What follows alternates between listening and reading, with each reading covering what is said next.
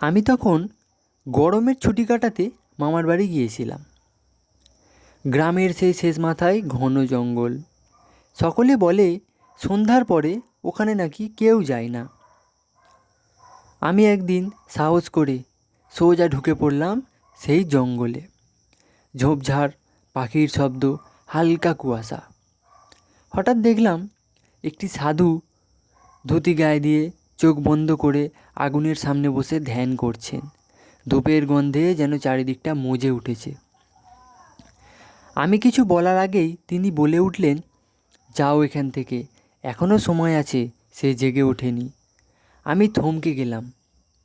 আমার মনে প্রশ্ন জাগলো, কে ও? হঠাৎ পেছনে হালকা হাসির শব্দ। পেছন ঘুরে দেখলাম কেউ ছিল না, কিন্তু বড় বড় গাছের ছায়া যেন আমার দিকে ধেয়ে আসছে। আমি আর দেরি না করে তক্ষুনি ওখান থেকে বেরিয়ে এলাম, কিন্তু সেই বড় বড় গাছের ছায়া কিছুতেই যেন আমার পেছন ছাড়ছে না। কাউকে কিছু না বলে চুপচাপ বাড়িতে এসে আমি শুয়ে পড়লাম।